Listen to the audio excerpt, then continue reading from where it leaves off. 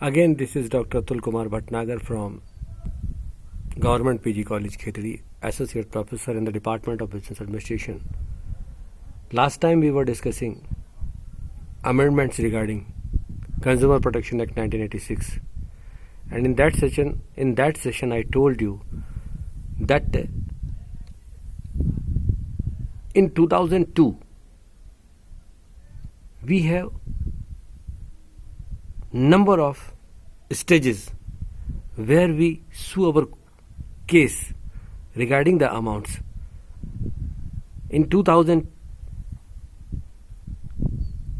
especially in district forum, आप 5 लाख रुपए के बीच की रेंज तक का कोई वस्तु अथवा सेवा का यदि कोई वाद होता था तो वो वाद प्रस्तुत कर सकते थे, जिससे उसको अमेंड किया गया और वो अमेंडमेंट होने के बाद वो राशि आपकी कितनी हो गई?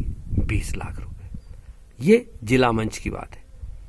यदि यहां पर हम संतुष्ट नहीं होते हैं और अपनी वस्तु अथवा सेवा से उस केस को आगे ले जाना चाहते हैं या उसकी कीमत से संबंधित कोई विषय वस्तु है, तो 20 लाख रुपए के बीच की रेंज की जो स्थिति है वो आप राज्य मंच के ऊपर ले जा सकते थे, 5 लाख से 20 लाख।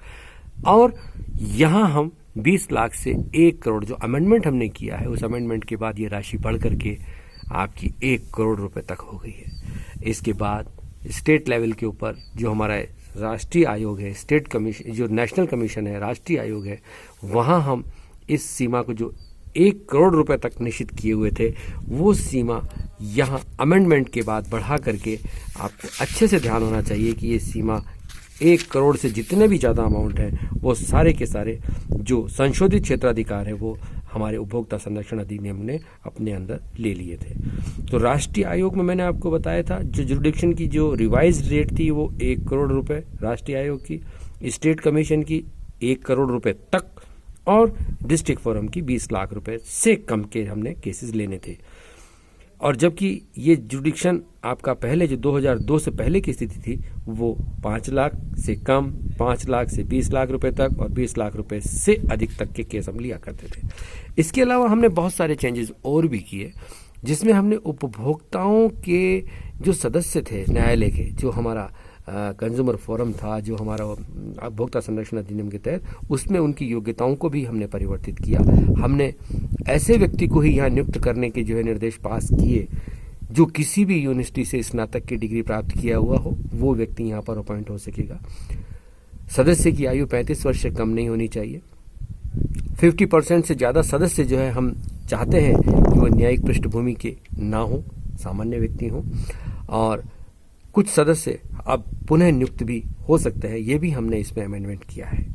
इसके अलावा हमने यहाँ यह भी अमेंडमेंट किया है कि नई उपभोक्ता संरक्षण जो परिषद है उनका गठन अधिनियम की धारा 8A के तहत नहीं होगा। इसके अलावा हमने राज्य व राष्ट्रीय आयोग की जो सर्किट बेंचें थी, अब उन सबको राज्य की राजधानियों के अलावा राज्यों से भी अपना कार्य संपादित करने के लिए हमको फ्री कर दिया है। पहले कैपिटल तक में ही था, अब हम कहीं से भी उसको उस काम को अंजाम दे सकते हैं। न्यायालय अंतरित जो इंट्रीम ऑर्डर है वो जारी कर सकता है और उसमें परिवर्तन भी किया जा सकता है। तो ये कुछ चेंजेस थे जो हमने किए हैं, और ये चेंजेस जो है आपको बेसिकली देखने को आता है समझ में कि ये जो अमेंडमेंट है वो उपभोक्ता के हित को संवर्धित करने के उद्देश्य से ही किए गए हैं। बेसिकली हमारा मेन मकसद, मेन टारगेट, मेन उद्देश्य ये है कि हमारा उपभोक्ता अधिकाधिक वस्तु अथवा सेवा से संतोष प्राप्त कर सके, उसको सेटिस्फेक्शन मिल सके। इसके अलावा हम ये भी कह चुके हैं आपसे कि आप कहीं भी जाकर के अपना वाद प्रस्तुत कर सकते हैं, जिला मंच के ऊपर, राज्य मंच के ऊपर और राष्ट्रीय मंच के ऊपर। यहाँ आपको 90 दिन के अंदर आपको जो डिसीजन मिलेगा, ये सबसे बड़ी आपके संरक्षण के लिए बात सरकार ने निर्धारित की है। इसके अलावा हमने यहाँ ये भी डिसाइड किया गया है कि उपभोक्ता के हितों के लिए हमने एक रिड्रेसल मशीनरी की भी स्थापना की है जो उसके सारे हितों को निवारित करेगी।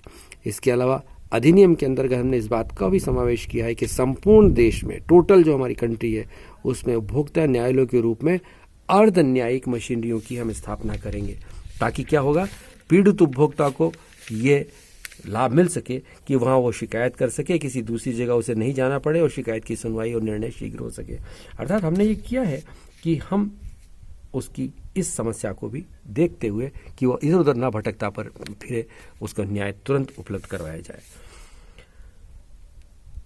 इसके अलावा उपभोक्ता के हितों को सुरक्षा प्रदान करने के लिए हमने क्या किया है कि जो दायर किए गए विवाद हैं उसका शीघ्र समाधान करने के लिए जिले में ही एक उपभोक्ता न्यायाधिकरण हमने बना दिया।